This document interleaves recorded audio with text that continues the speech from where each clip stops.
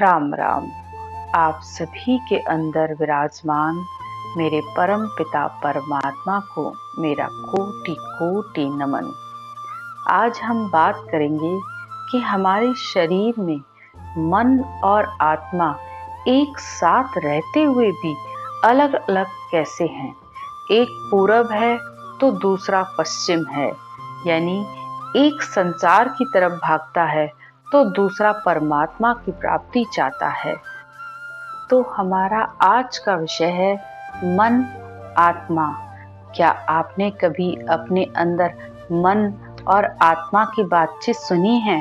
वैसे तो आज के मनुष्य के पास इतना टाइम ही नहीं है कि वह एक मिनट भी शांति से एकांत में बैठकर उसके अंदर चल क्या रहा है वह देखे। लेकिन जब मनुष्य भक्ति करने लगता है तो उसे ये सब अंदर मालूम पड़ता है कि मेरे अंदर कौन से विचार आ रहे हैं, कौन से संकल्प और विकल्प उठ रहे हैं। उसे सब दिखाई देना शुरू हो जाता है, क्योंकि उसके सुर्त रूपी चक्षु खुल जाते हैं। और जब हमारे अंदर सुर्त रूपी चक्षु व ब्रह्म रूपी चक्षु खुल जाते हैं तो अंदर आत्मा को सब मालूम पड़ने लगता है कि मन कितने संकल्प और विकल्प और विचार करता है। हमारा आज का विषय भी यही है कि ये आत्मा मन और शरीर को कितना समझाती है। मन की राड़ सुनो सब सारा, बीता दुख कहूँ सब मारा। ऐसी मनवो मोसू कीनी, अंतर मार बहुत विध दीनी।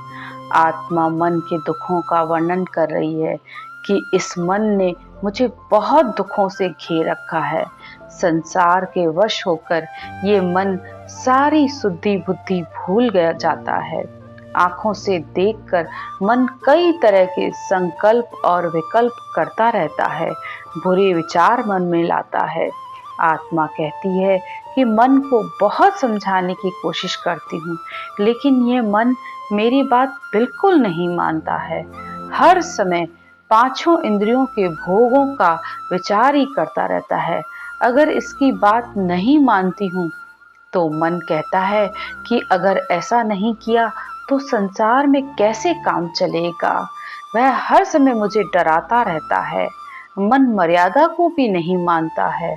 हर समय जब भी भक्ति में बैठती हूँ तो रोकता है, अटकाता है और कहने पर ज्ञान की बात सुन तो लेता है, लेकिन अंतर में फिर भी विषयों में लगा रहता है। मन की इस गति को भक्ति मार्ग पर चलने वाले साधक ही समझ पाते हैं। बाकी तो सारा संसार मन के विचारों से ही बंधा हुआ है। मन के विचारों के साथ लगकर विषय रस को ही सुख मानते हैं। आत्मा मन से कहती है कि हे मन, तेरा और मेरा संग पंच तत्व के शरीर में आने से हुआ है। मैं ब्रह्म रस को पीने की बात कहती हूँ, लेकिन तू नहीं मानता। हर समय विषय रस में ही लगा रहता है। यह सारी चर्चा हम मन और आत्मा की कर रहे हैं कि आत्मा कितने तरीके से अपने मन को और शरीर को समझाती है कि परमात्मा की भक्ति में लग जा। आप ध्यान से सुनेंगे तो आपको बहुत अच्छा भी लगेगा और आपको अपने अंदर क्या हो रहा है इसकी भी समझ आएगी। हमारे अंदर ये जो संकल्प और विकल्प चलते रहते हैं, अच्छे और बुरे विचार क्यों आते हैं, इसकी भी आपको समझ आएगी कि मन मनुष्य को किस तरीके से ठगता है। आत्मा मन को जोर दे के समझाती है कि तू 5 विषयों के चिंतन में लगा रहता है तो तुझको नरकों का दुख भोगना पड़ेगा।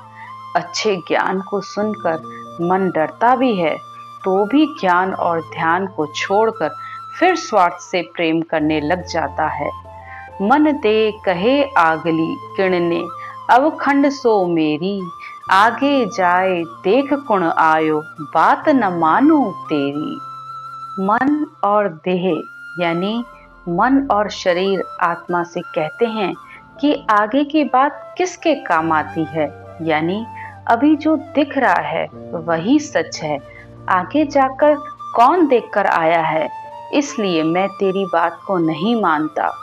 तो आत्मा मन से कहती है मेरी बात मान रे भोरा, सच कहूँ सुन लीजिए। आत्मा मन से कहती है कि हे मेरे भोले मन, मेरी बात को मान, मैं सच कह रही हूँ कि बिना परमात्मा की प्राप्ति के संसार में कभी आज तक किसी का भला नहीं हुआ है, तेरा भी नहीं होगा। आगे आत्मा मन को कहती है कि भागवत में भी आता है कि उदालक ऋषि का बेटा नचिकेता था। नचिकेता अनंत संतों को स्वर्ग में देखकर आया है। ये बात सबको पता है कि बुरे कर्म का फल दुख और अच्छे कर्म का फल सुख है। आत्मा मन को बहुत तरीके से समझाती है, कहती है रावण जैसा शक्तिशाली भी विषयों के वास्ते मारा गया। आगे और उदाहरण देकर समझाती है कि घर में आग लगाकर खुश रहने की इच्छा कैसे कोई कर सकता है, जहर खाकर कैसे कोई जीवित रह सकता है। आत्मा बार बार मन से कहती है कि हे मन सुन, विषय रस कभी अच्छे नहीं होते। सारा संसार विषय रस में लगा हुआ है, इससे नरक और 84 योनियों का दुख भोगना ही पड़ता है। आगे आत्मा और समझाती है कि जिसने विषयों को छोड़ा वही संसार में अमर हुए हैं। राजा भरतहरि, गोरखनाथ जी, दत्तात्रेय महाराज, रविदास, रहदास, कबीर साहब, अनंत करोड़ संतों ने विषय रस को छोड़ा, तभी वे परमात्मा की प्राप्ति कर पाए। सत्य की वजह से ही पांडवों की विजय हुई। आत्मा मन से कहती है कि हे मन, मैं तुझे कहाँ तक समझाऊं। अनेक ऋषियों ने भी इस विषय रस को छोड़ा है। गीता वेद पुराण पुकारे, भागवत शुक देवा, कपिल मुनि वशिष्ठ शिव शेषर, सुन मन थेवा। गीता वेद पुराण भागवत सब ग्रंथ साक्षी दे रहे हैं। कपिल मुनि, वशिष्ठ मुनि, शिव जी, शेष जी, सब ने ज्ञान, ध्यान, योग, साधना की महिमा की है। आत्मा मन से कहती है कि हे मन, देवलोक में जाने वाले देवता भी जब सब विषयों का त्याग करते हैं तब देवलोक जाकर देवता कहलाते हैं। यानी संसार में शुभ कर्मियां करने से ही देव पदवी मिलती है। आत्मा मन को हर तरीके से समझाने की कोशिश कर रही है कि मनुष्य जन्म नदी के पानी की तरह बह रहा है। हे मन, तूने कितनी बार जन्म लिया है, तब भी विषय रस से तुझको तृप्ति नहीं हुई है। विषय रस की अग्नि तो इस प्रकार है जैसे आग में फूस कचरा डालते हैं तो वह और तेज हो जाती है। इसी तरह विषय रस भोगने पर और तेज हो जाते हैं।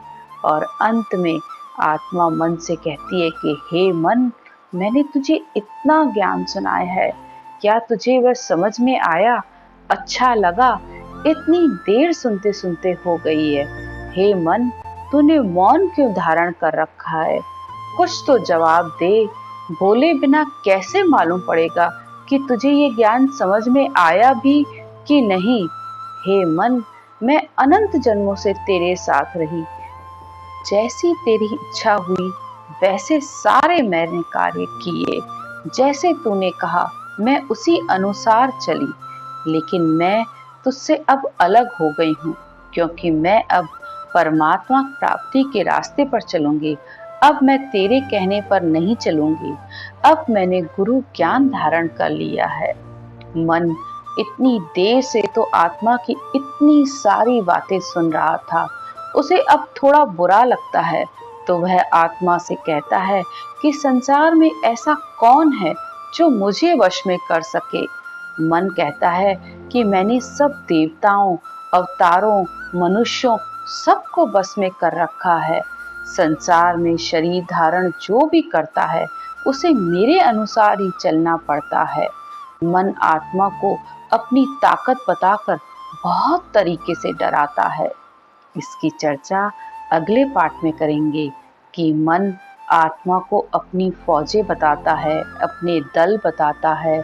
इस मन के साथ बहुत सारी फौजें हैं और वह क्या क्या करता है, तथा आत्मा मन से दुखी होकर परमात्मा से कैसे विनती करती है, इसकी चर्चा भी हम अगले पार्ट में करेंगे। तो आज की चर्चा यहीं तक। राम राम।